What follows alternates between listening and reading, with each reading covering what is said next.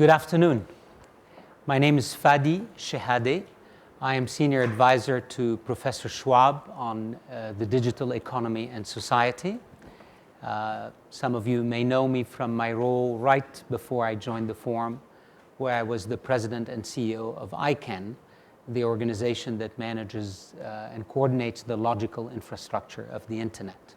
I'm happy to be here with you this afternoon, and we're joined by three panelists that don't need much introduction, but I will start from my leftmost here with Dr. Li. Li Xiaodong is the CEO of CNNIC, which is the organization in China that manages many things, amongst which the .cn top-level domain of China, which is now one of the most successful top-level domains in the world, managing a lot of the traffic and activity on the digital space in China. So welcome, Dr. Li. Good to have you here, and a colleague as well, someone I've worked with before. Thank you, Fadi. And then we have Matthew Prince, who is co-founder and CEO of CloudFlare, one of the most successful companies in the world, actually, but certainly as a Californian, I'd say in California as well, in the cyberspace. If you haven't heard Matthew speak about his subject of expertise, you should. I encourage you to. As I told him, frankly, personally, I learn every time I listen to him describing how he built his company and how he's serving his clients to increase cyberspace. So we're happy to have you here, Matthew. Sort of the end of the day, I want to just, we should lower expectations, not be raising them. But a great addition to our panel. Thank you, Matthew, for making the time to join us today. And the Deputy Director General of WIPO, one of the most known institutions in the world for the protection of intellectual property, Geneva-based, Madam Binying, who's here with us. She and Francis, who also is the Director General, have really done a remarkable job helping us understand how to protect intellectual property. And they have gathered many very excellent people in their workshops and in their activities, many of which have resulted in very important outcomes for the protection of IP around the world. They continue to be central to this dialogue. Today we're discussing the importance of digital trade and digital governance as the number of things that change trade between countries and move it to the digital space is increasing. Today, expectations are that digital trade is going to be a significant part of the global GDP, potentially up to 10% of the global GDP. There are very few rules on how digital trade will work. It is right now pretty much based on the ethos of the internet, which is everything is open, everything flows. Having been at ICANN for a number of years, let me tell you that the pressures to fragment the internet and to fragment the policies that govern the internet are huge right now, because the vertical governance systems of the world, governments, national governments, international institutions, supranational institutions like the EU, assuming the EU stays, all of these institutions are very vertical and very focused on building vertical governance. And then the internet comes completely transversely in a horizontal way, and the internet does not understand borders. Those who invented IP numbers when they did, Vint Cerf and Bob Kahn and these guys, they did not in IP numbers say this IP number is in Cairo or in Tianjin. IP numbers don't understand borders. And so when data moves, data does not see borders. And as Dr. Li was telling me, to date, we've been most worried about packets moving, and we've avoided breaking the packet level fragmentation by making sure ICANN stays as one institution. There was huge pressure in the last 2-3 years to break ICANN's hold on the logical infrastructure. And if that happened, we would have had multiple internets, multiple infrastructures on which data would ride, which means data flows would not happen as easily. But it didn't. But now we move to the next layer, which is what's in the data packet. We're trading goods in these data packets. Who decides what are the rules of trading those data packets? And Madam Binying and I were chatting outside and saying, and what is data anyway? Today, most governments are worried about what happens to your medical data after you've put it on a website. That's going to be such a problem of the past very shortly when we go from 14.5 billion things that address the internet to 100 trillion things, according to Fairchild and Stanford, by 2030. 100 trillion things will be informing the internet of data, some of which you would not be aware of.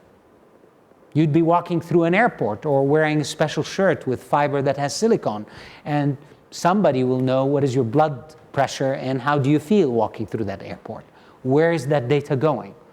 I was at NIH recently, and they're developing retinas that talk to the internet. Now, if these retinas are informing what you're seeing, who decides where that data goes? Do you? Can you? How will we do that? These are big issues the world is facing today. And none of us, I think, have the answers. So I'm going to open this up so that we can chat a little bit about how to deal with the amount of trade and movement between countries and borders that is transnational in a very Westphalian world, in a world that understands borders, where laws are built around borders. And now we have this new world that doesn't see borders. How do we manage that as a humanity, as businesses, as governments, as civic society, responsible people? So let me start with you in China. One of the issues that I think are important for you is the fact that you have a national policy system that we cannot deny is intense, and you have a transnational internet that is colliding with that model. So how do you think, from your view, Dr. Li, China or Chinese companies that want to trade with the world, how do we deal with this dichotomy between a national digital policy model and a transnational internet? Yeah, it's a good question. So you Fadi asked me to try to use the Chinese. So, but I saw some people never use. We all have translators. iPhone. This is live, and if you prefer to speak in Chinese, we can put the. It doesn't matter. I can speak English. Okay. So, I think it's now that China, we always say that China is a big internet market. It's not only for people to share the product, including some information technology product into China, because if we think that China is a big internet market, that means in the future it's a big data market because there's a lot of traffic. I do believe that now the China internet is the biggest traffic network in the world.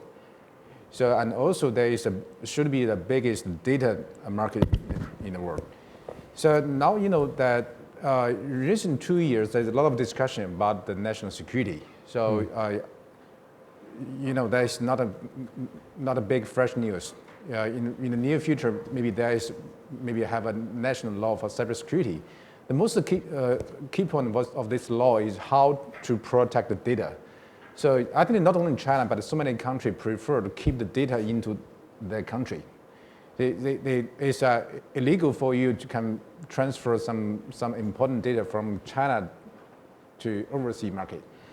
So nowadays, there's so many people worry about that. If every country have such kind of law or rules, that means the internet can be fragmented.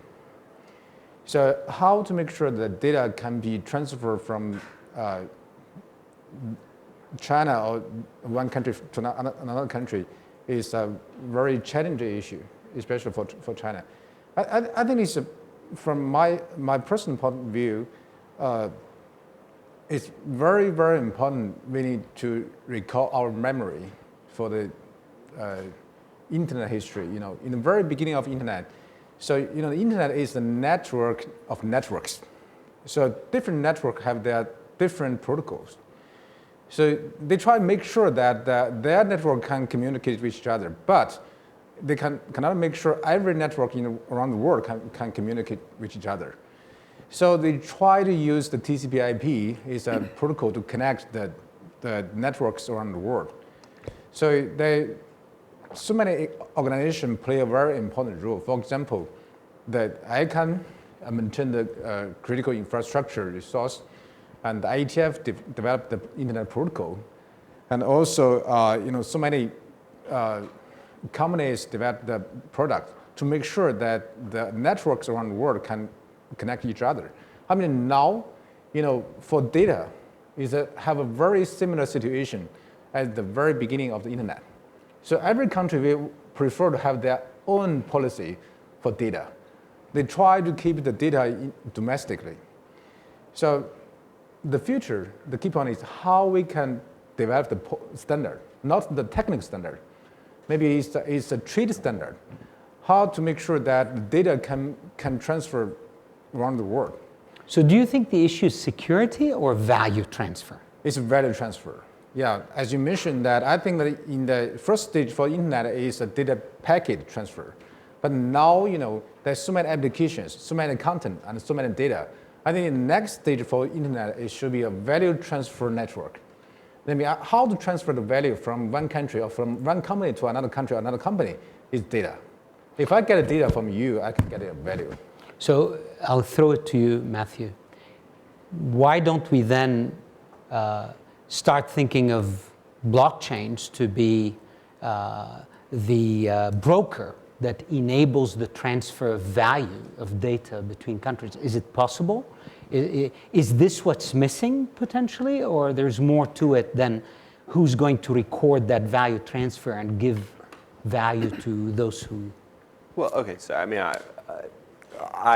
or take it anywhere you prefer. Yeah, I was going to say, I'm not sure.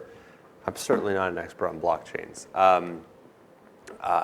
but I'm learning. I think the core problem here is that you have a rational public policy interest, which is that countries want to have control over the data that is generated by their citizens from both a security perspective, from a value capture perspective, from a regulatory perspective, from a law enforcement perspective. Having data which is local and resident in a particular jurisdiction means that you can then you can act upon that data in a lot of different ways. Once that flows beyond your borders, the process of acting upon that data becomes significantly harder. I think we need to acknowledge that that is a rational public policy concern. Thank you for helping me finish the sentence, because I would have. It's 5:30. I don't have any idea what time it is in San Francisco. The other concern, though, is that from a computer science technical perspective, massively distributing data is a nightmare. So you think of the most technically sophisticated organizations on Earth. So take a company like Google. Google has 12 data centers, and that's it. And distributing data between those 12 data centers is an enormously complex and challenging problem. And keeping that data in sync is an enormously complex and challenging problem.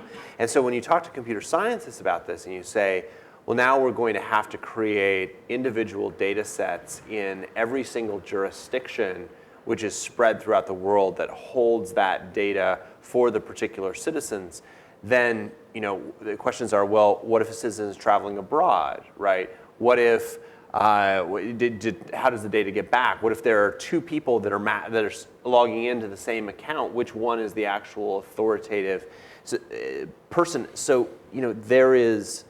there are pretty good, solid computer science arguments and proofs that say that you can't have consistency of data, have availability of that data, and make sure that that data stays atomic across all of those different regions. And so once you try to start to distribute it, the computer science in the room go, we don't know how to do that. And so again, so I think that you have to acknowledge both of those sides, and I think that the computer scientists then quickly say, oh, well then, we can't deal with the public policy issue, so let's just discard that, right? That would be as you put it out in the hall, the valley view. And again, I understand that as a computer scientist.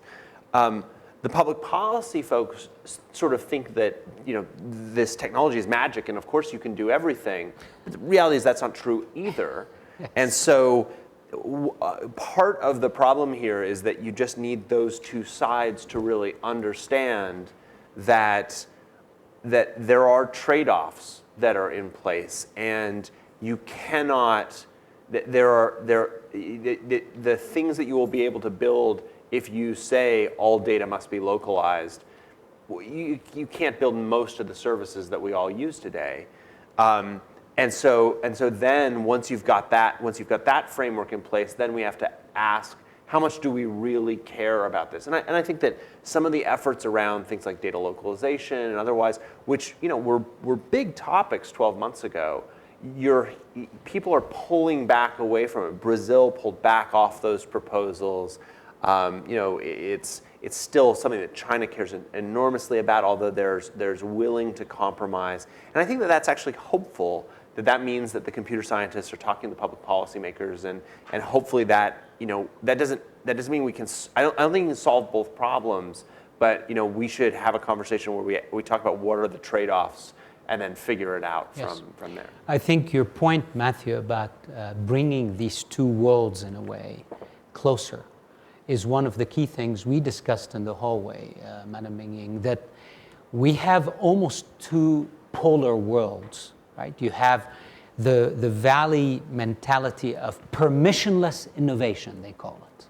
Permissionless. Everything should be, this is the nature of the internet. It's the ethos of the internet. It's what made the internet achieve what it did, which is quite remarkable by any measure, right? But at the same time, it's starting to, as we said earlier, hit all these other realities of security and value, because I do think you said both of them are critical. It's for some countries, it's more the security issue. And I think post-Snowden, for example, we had a heightened wariness about security and about exposure of data. That kind of subsided now a little bit. But now there's the issue of value, because digital trade is becoming huge and a significant. I mean, the digital economy this year reached 4.3 trillion. I'm not speaking about health and everything else that is affected by the internet. I'm just speaking about the digital economy. Companies like CloudFlare fit there. That's 4.3 trillion this year. That's a quarter of the United States economy right there. So, and that's just in the G20, by the way. So, because most of it is still there. I want to go to you because WIPO, in many ways, has been the organization that has dealt with soft or digital assets in a way today. And we have not focused in the past on digital trade growing to this level as digital assets.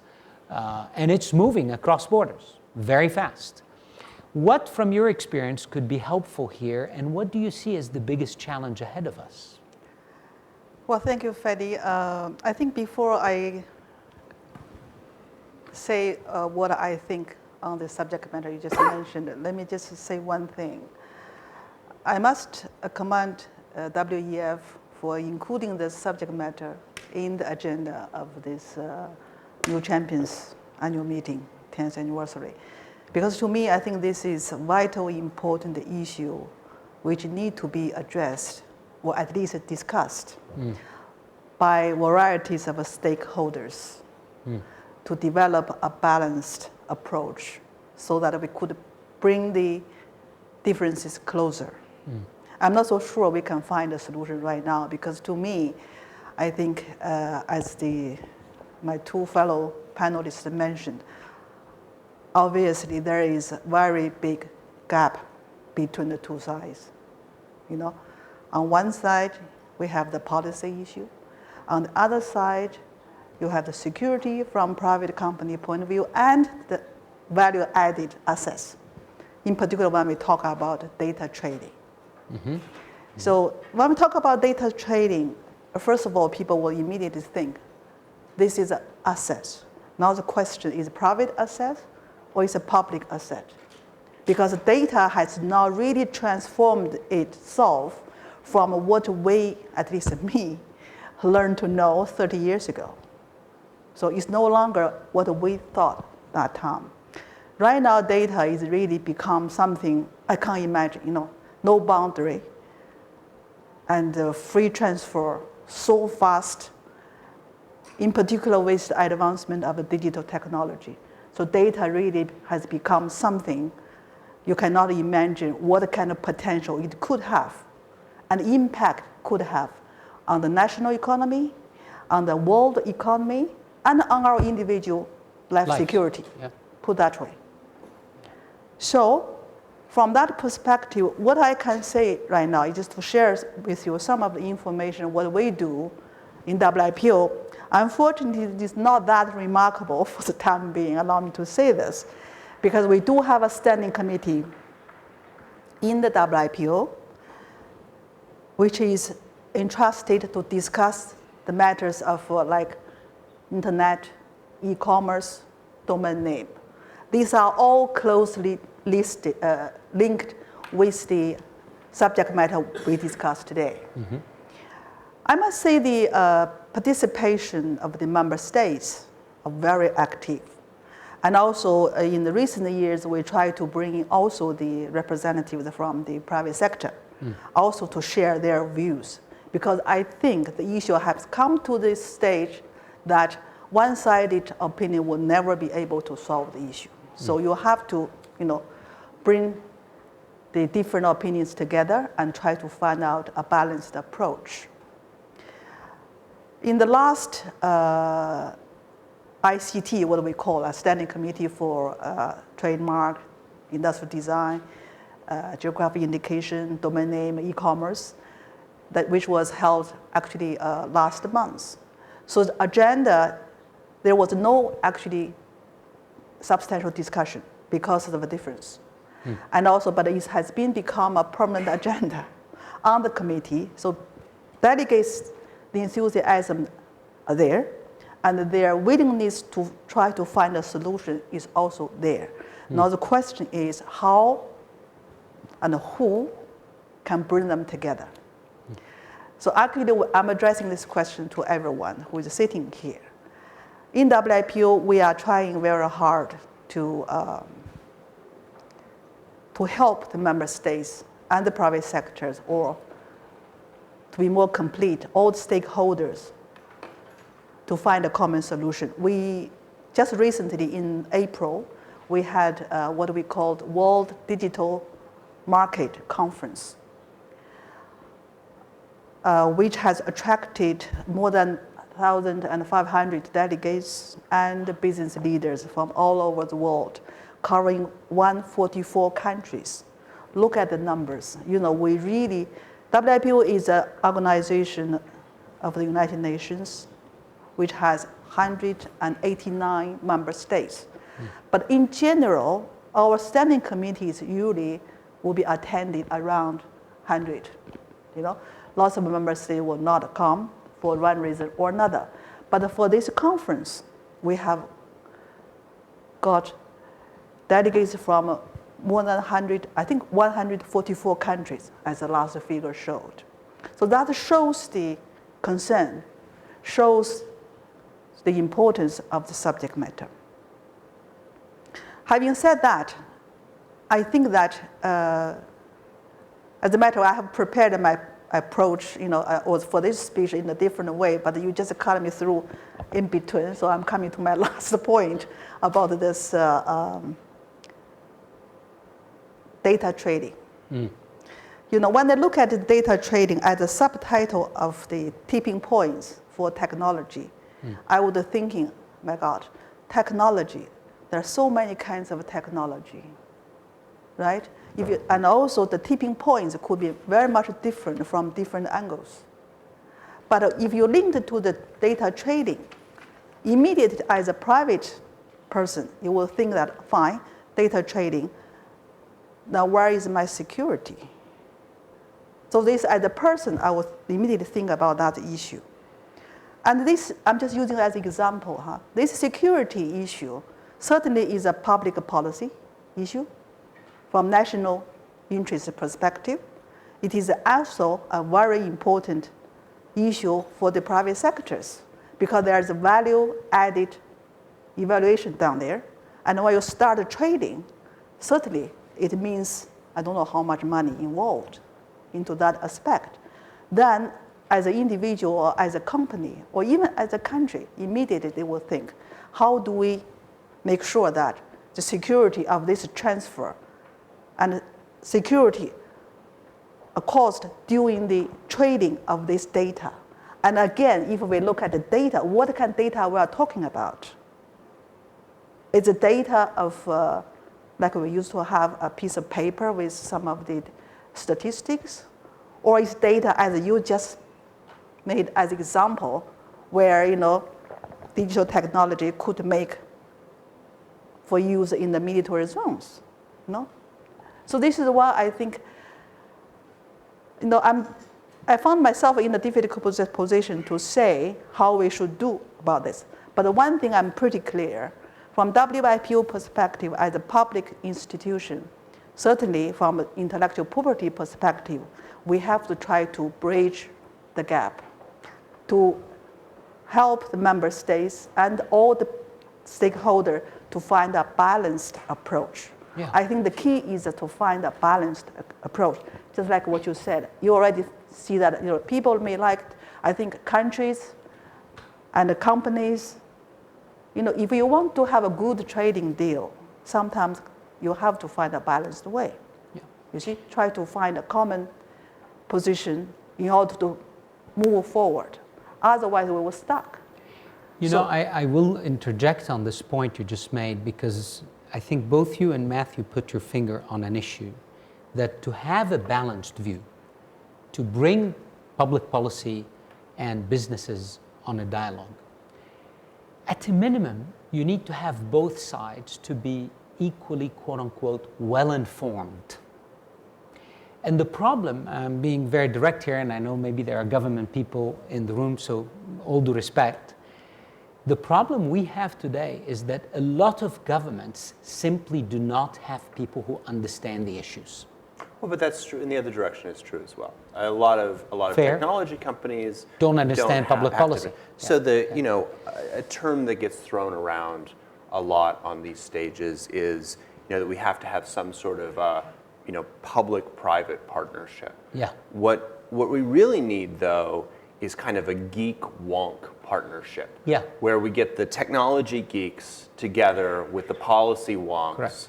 In order to really understand this. Yeah. And to make this to make this really tangible, Yeah. I think that we can go through a situation with a set of actors that we all know that happen in real life, Yeah. and you can see how this works. So Yahoo, the big internet giant, entered China. They provided email services in China. One of the requirements of being inside China was that they had to store the email data here in China. And so they set up a server here in China. In 2006, in response to a lawful order that Yahoo received that alleged that a criminal was using the Yahoo email service, they turned over account data about that individual to the Chinese government. Fast forward to 2007 when Jerry Yang, CEO of Yahoo, is called before a US congressional committee and is berated for 3 hours about how dare they turn over a human rights worker, right, because one person's criminal is another person's human rights worker, data to the Chinese government. And the salient quote at the time was, Mr. Yang, you may be a technological and economic giant, but you are a moral pygmy. How do you solve that problem? So fast forward about 9 years later, actually less than that, 7 years later, and Apple starts to think about how are we going to solve that? And the Jerry Yang moment is very much in the minds of the Apple team as they're thinking through this. And they come up with what is actually a fairly elegant solution. They say, data is a toxic asset to us as a company. We don't ever want to see the data. The data should reside in the end device of the end user, right? And so we don't ever hold it. And so we'll use encryption systems to ensure that that data is locked down in such a way that even we as Apple don't see the data as it passes back through. And they think, now we can go into China. And it's not a coincidence that the first iPhone that really takes encryption seriously is the iPhone 5S, which is the first iPhone that gets sold inside the Chinese market. Because again, they're trying to balance those two competing interests of saying, we need to comply with local law, but we can't get, but we need to comply with local law in two different places, and the standards are different.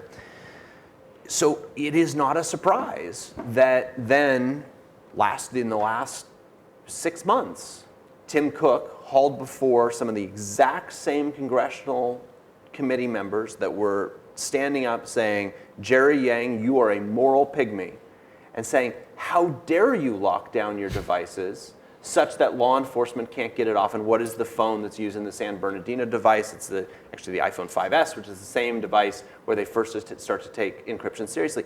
I mean, these are, if you make these into extremely practical issues, like what do you do next if you're Apple? Because they've actually had a very sophisticated policy that has said, we're going to localize data. We're going to localize it in the individuals, and we are going to make sure we don't avail ourselves of that.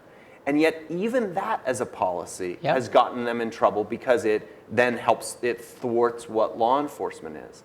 And we have to make these issues that tangible in order to understand the complicated both policy and technological challenges.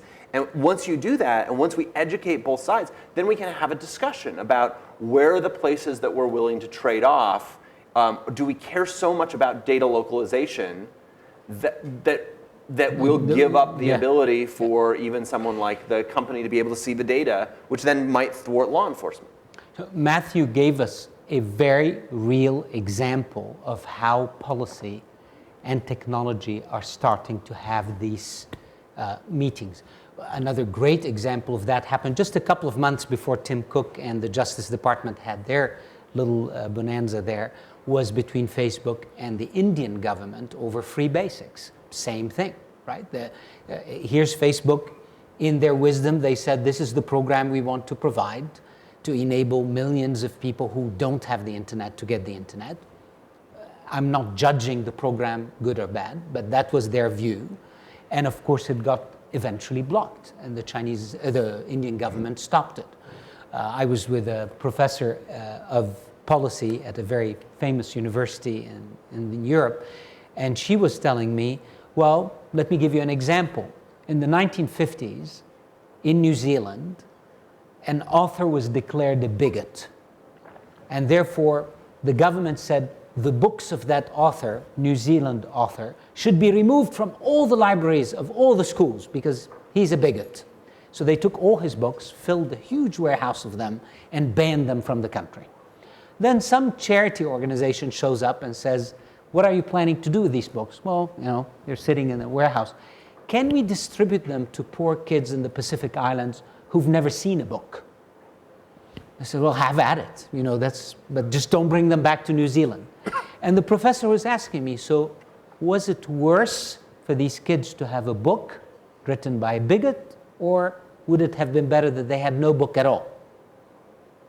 And that same argument was being made about free basics in India. So it's not a great program. It had its own issues. But many of the people who got that free internet, free basics, may not have had access to the internet and may not now have it for another few years. So these are tough arguments, and they cannot be made and politicized. They should be made by people who understand the technology and why it was done a certain way, and by the people in policy who are protecting their citizens and trying to make sure that the right program is deployed. These clashes will continue. France just indicted the heads of Uber. under criminal charges for deploying a program that they view as against French law, right?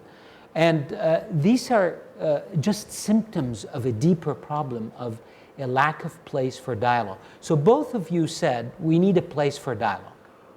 Where might this place be? Would it be at the UN or in international organizations?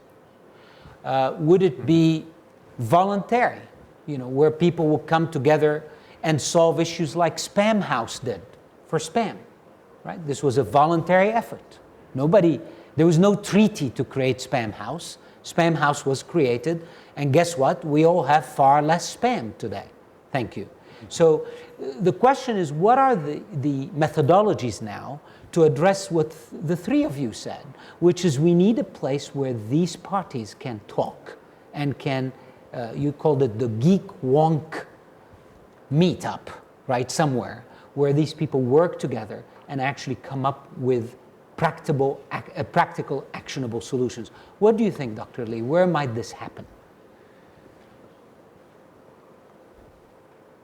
From my point of view, I don't think that the current platform can take this job, because even the United Nations, for example, WIPO, I think they have a very good knowledge to deal with so many matters, but I don't think that they can 100% can take this job to deal with the very new issues, especially for data.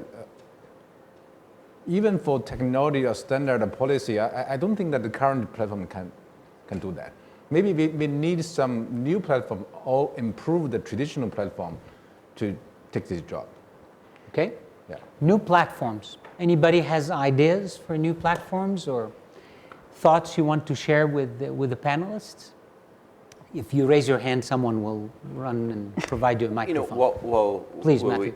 I think that I'm somewhat skeptical of internet governance being from the top down. I think one of the things that has been really very powerful about the internet is that it's always run from the bottom up. I mean, the IETF is rough consensus and running code is where it works. And that very, very too important for us. Incredibly powerful how that works. And so to some extent, I kind of think that we are solving these problems there. I mean, that is from 2007 when you have Jerry Yang to 2016 when you've got Tim Cook. There's a whole bunch of policy considerations that are driving technical decisions inside of those companies. I think the problem right now is we're not totally satisfied with the answers, and so I think we're still iterating on what that is. But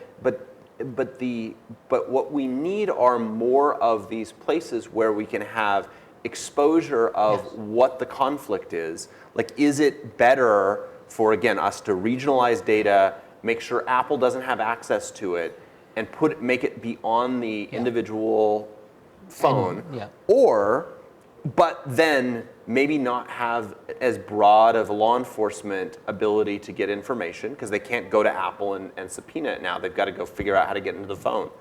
Or is it better to have the law enforcement concern that our core concern is we're concerned about bad people smuggling drugs or blowing up buildings or doing all the bad things that bad people do, in which case then maybe it's counterintuitively actually having those intermediary companies have access to the data and creating some mechanism where they can pull that might be a better outcome than necessarily truly localizing data into each of the different jurisdictions.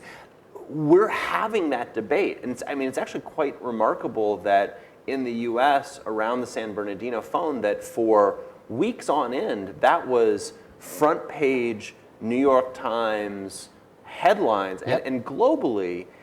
So I guess I'm more optimistic that we actually do have pretty good mechanisms for internet governance that again come from the bottom up.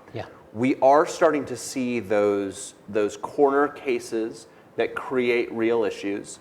And we've got a whole bunch of geeks that because this is starting to rise up into the public consciousness, are starting to get an education in the wonkiness of the world. Yeah. And so I think what is great is then, for those of you who are public policymakers in the audience, like invite a geek to your next meeting, right? And have that, and just get more exposure in both directions. Because again, it actually feels like we are making progress to solve a lot of these issues that are hard issues.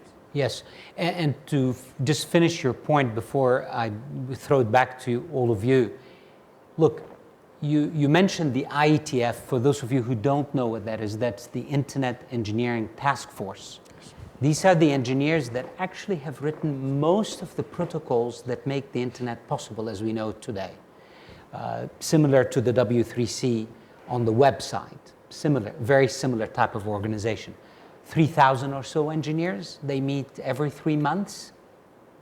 Very low rules, very, very little rules, very bottom up. They get together and they solve problems. So that environment addresses the protocol layer. Yes. And then you have places like ICANN that addresses the logical layer. We need a place for policymakers and geeks to meet to address the economy and society issues. And right now, Matthew, this is the issue that I'm seeing. If we do not somehow point to a place, and it shouldn't be a place, I'm a great fan of multiple places because I think concentrating that in one place is dangerous. I think a polycentric or distributed model would be better. Having said that, these places need to emerge because they don't exist today. So the public dialogue, yes, is happening in the papers and in the hallways of universities and academics, but it's the governments I'm most worried about. Because if the governments don't know where to go have that dialogue, today, governments don't know how to have that dialogue, so they go to the international institutions. That's where they can put a flag and they know how to talk, right? There are rules about that, and the rules work for them. They know how to express themselves in these. And if we don't create new multi-stakeholder organizations for them where they can have these issues, we have an issue. So I'll give you just one example.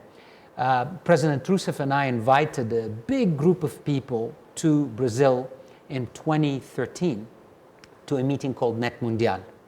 And it was a multi-stakeholder platform for everybody to have a dialogue.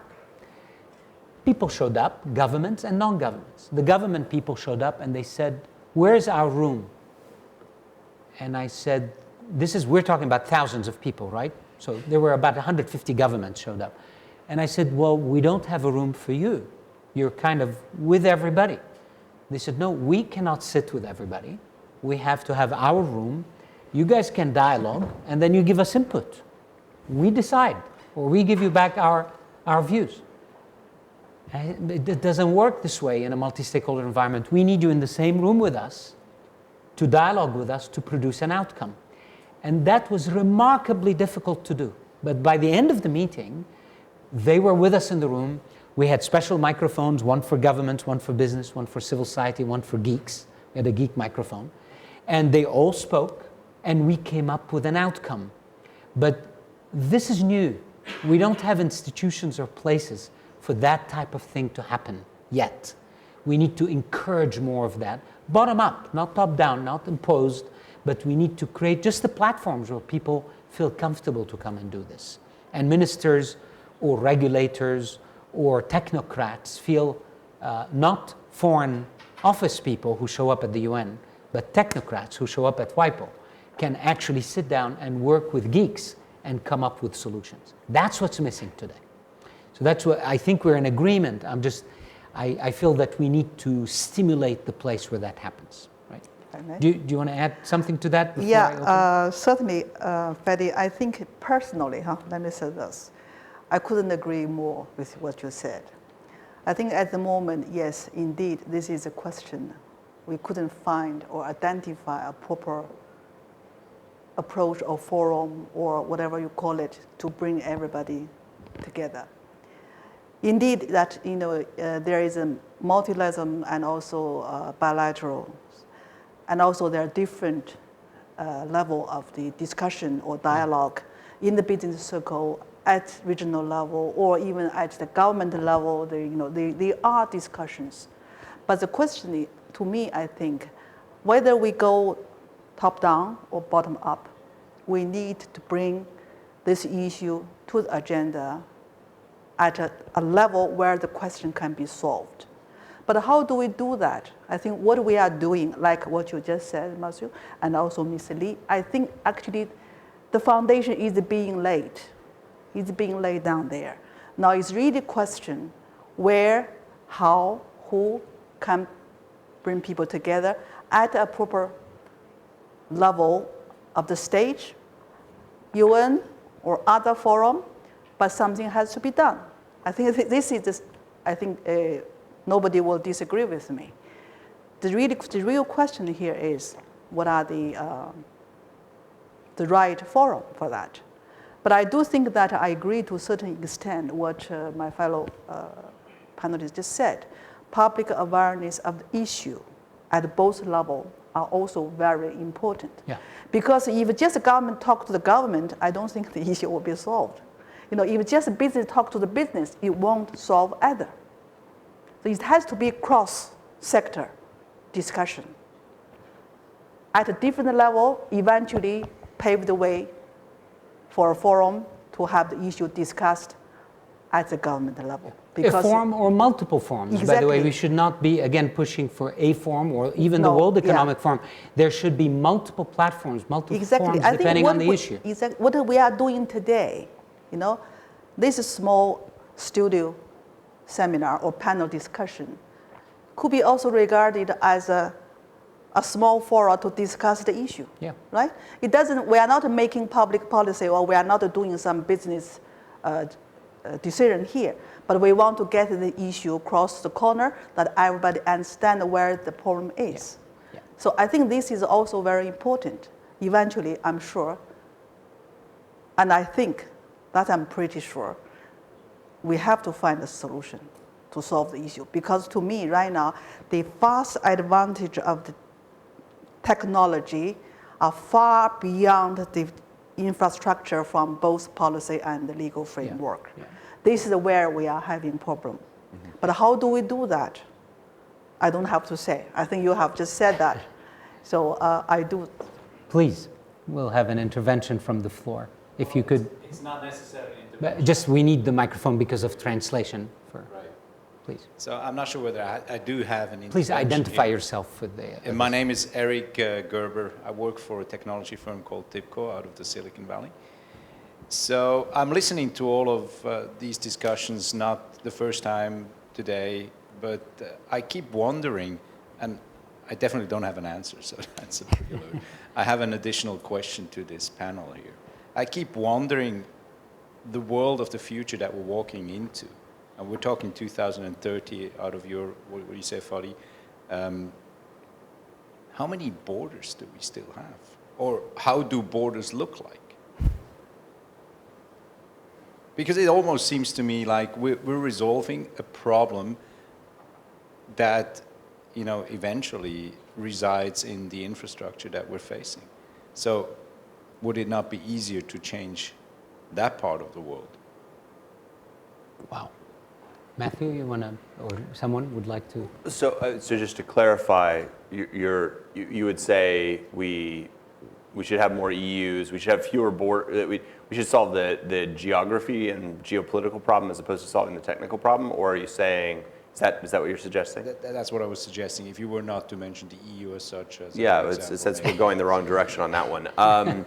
That'd be awesome. So to give you some sense, we turn up a new data center a week at CloudFlare. And they are increasingly in more and more complicated places. Last week was Moscow. Next week is, I think, Nigeria. Those are hard, complicated places to operate in. They have geopolitical risk, they have regulatory risk, they have physical safety risk. There's, all kinds of things that come with those regions. And so having to deal with fewer rules, having more EUs or NAFTAs or whatever would be great. I think that in the meantime, what we see is the physical world is this very complicated place that has a number of rules, and one of the values that we offer as a company is that we solve that problem for our customers, where we say, listen, we understand what you have to do to get physical infrastructure inside of Brazil and what the rules are that apply once you have that physical infrastructure inside Brazil, and we turn that into code that then runs on our network. And so at some level, Cloudflare is trying to create a technical solution that sits on top of the very messy geopolitical landscape and the physical landscape, and is able to abstract that up. Or an example of that would be, we're a San Francisco-based company. We're all a product of where we grew up, and so we have certain biases ourselves on like what countries we trust and what countries we don't trust. We had a real revelation within the last 2 years where we said, our biases don't necessarily line up to our customers' biases of who are the good guys and who are the bad guys. And so what we have to do is create a software layer that allows an individual customer to say, I'm willing to put my data here, here, here, here, here, but I don't want to put it here, here, here, here, here, and actually abstract that up. And so, I don't think it's the way that we conceptualize it ourselves, but there would be a way of saying that we are sort of building the United Nations of technical infrastructure to be able to take that messy physical world and then allow our individual customers to set up whatever policies and let their data reside in the individual jurisdictions that make the most sense for them. Again, I don't think that's how we think of our business, but these are the sorts of conversations that make me think there's a way of sort of describing us as doing that. I think that's certainly going to be a lot faster than us, somehow convincing, all of the nations in Africa to set the same internet policy. That seems like that's way above my pay grade. So, I mean, you are describing something that would be, as you said, ideal, but it's very, very hard to get to the point where you are abstracting a very, very divided world. And we saw what just happened, obviously, in Europe is just an example of fear makes people want to clan. And when people don't understand what's happening with their data, they clan. That's a reaction to fear, lack of understanding, really, exactly as Matthew was saying much earlier. If people just understood and started appreciating the pieces, then some of that fear will come down and solutions will emerge. But removing very simple things, I was recently in a very intense chat with James Murdoch about piracy of his data. And we were discussing how his data is being pirated around the world. And it's fascinating to see from his perspective that he wants to apply UK law to people pirating his data in Bulgaria when the site is owned by someone who lives in another country and the data is encrypted in 22 data centers around the world. And from a legal standpoint today, he has no recourse. I'm not trying to defend his position, but he has no recourse. He just doesn't know where to go. And if he solved the problem in Bulgaria, that same site will show up tomorrow, maybe because they have a solution like Cloudflare that kind of, they can move it tomorrow to Bolivia. They can move it tomorrow to another country, right? I mean, the technology is so fluid compared to the jurisdictional models that it's very hard to solve these two. And you're saying it might be easier to solve the borders issue. Well, that's not, well, obviously it's easier, yeah? My question was more to understand your point of view towards, is this going to happen? Is this going to happen? Yes. How is it going to happen? Because as much as he cannot stop, progress, I do believe that ultimately the right way of doing business will find its way. Yeah. Yeah. So this is the phase we're entering, I think, as a global economy, which is to try and figure out, very much along the lines of what Matthew said earlier, bring down this dialogue from fear and from politicization down to the technical people on the technical side and the technocrats on the policy side. So bring it down to that level and have these folks have a dialogue, right? Let me give you, sir, I heard a proposal the other day from someone which I thought was really interesting, and it's a technical proposal to solve a policy issue. So one thing to think about is data is different whether it's encrypted or unencrypted, and so if one way of making sure that you can do data localization is data could be everywhere, but maybe only certain places have the keys to unlock that data, and so it's not like a physical thing. Yeah. It can be you can protect the data even if it's passing through another country. One of the puzzles though is, well, how then do you do legitimate law enforcement? And the proposal was, encryption is this interesting thing where more secure encryption uses a longer key. And so there are keys that you can make that are so long that there's no supercomputer on Earth that can break that. But as a key gets shorter, then you can actually apply supercomputing knowledge to break it. It's just you're translating it into time, right, in terms of how much that worked. And so the proposal was, and I thought this was kind of an elegant thing, and again, it's not fully formed, but what if you made it so that keys actually got distributed to different nations of the world, portions of them. And so if it turned out that no government on Earth agreed that this particular piece of data should be unlocked, then the key is fully secure. But you could imagine that if a majority of governments on Earth, in fact, if every government on Earth came in and said, here's my fraction of the key, and here's my fraction of the key, and here's my fraction of the key, then it could be unlocked.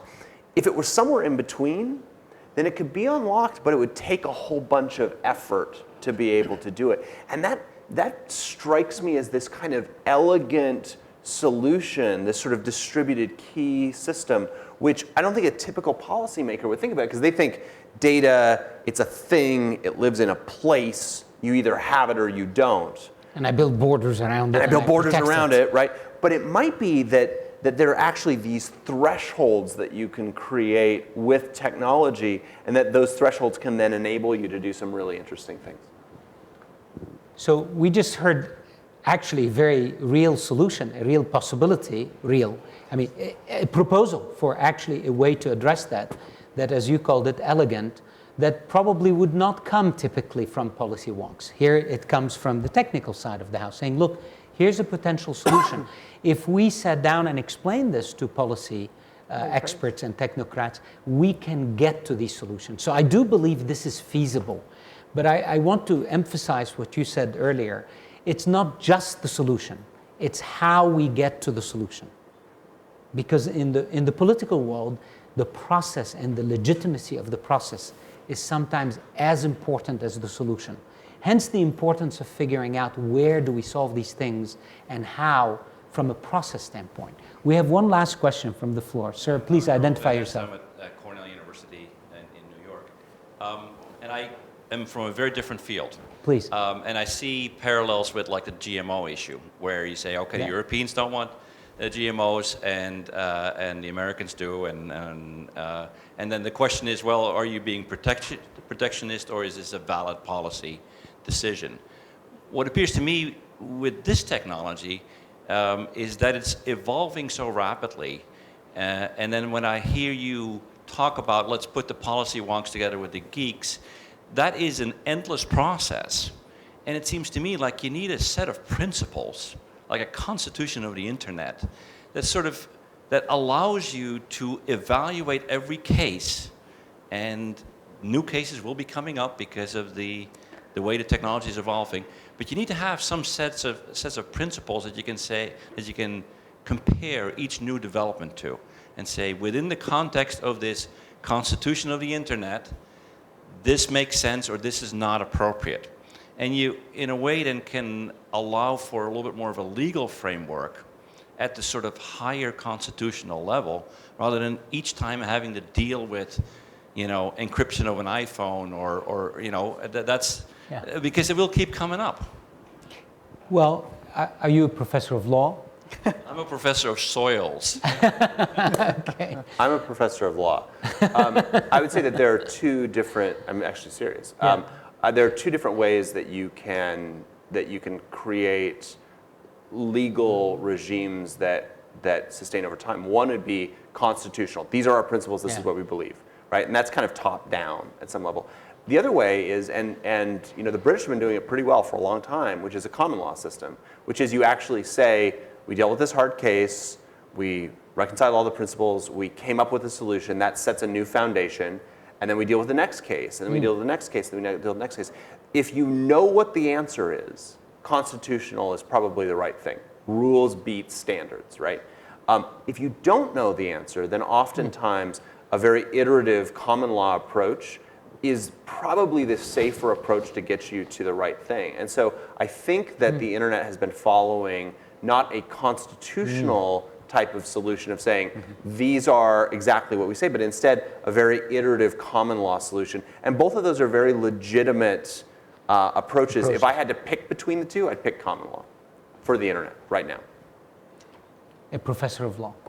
And we found him. So just add one comment. If we define some principles, that the philosophy for internet development is two keyword mentioned by Matthew.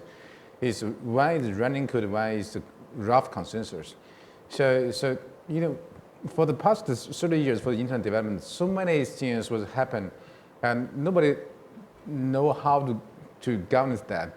So they just put the technology and put the product into the market, and then find what happened in the and next adjust. step. Yeah. So it's just running code. You don't need to define the principle firstly, and you don't know 100% solution for that.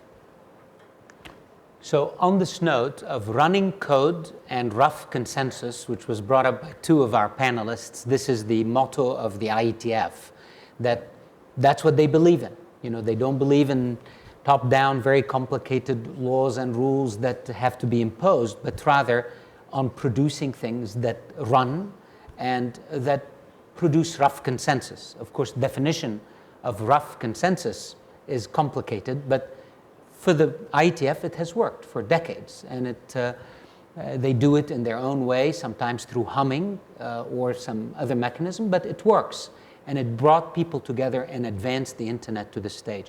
Frankly, I want to leave us on this positive note that the internet is here without a lot of rules and without a lot of constitution, but rather with hard work and commitment to keep it open and to have everyone benefit from its value and to focus on what works. This is an engineering ethos in many ways.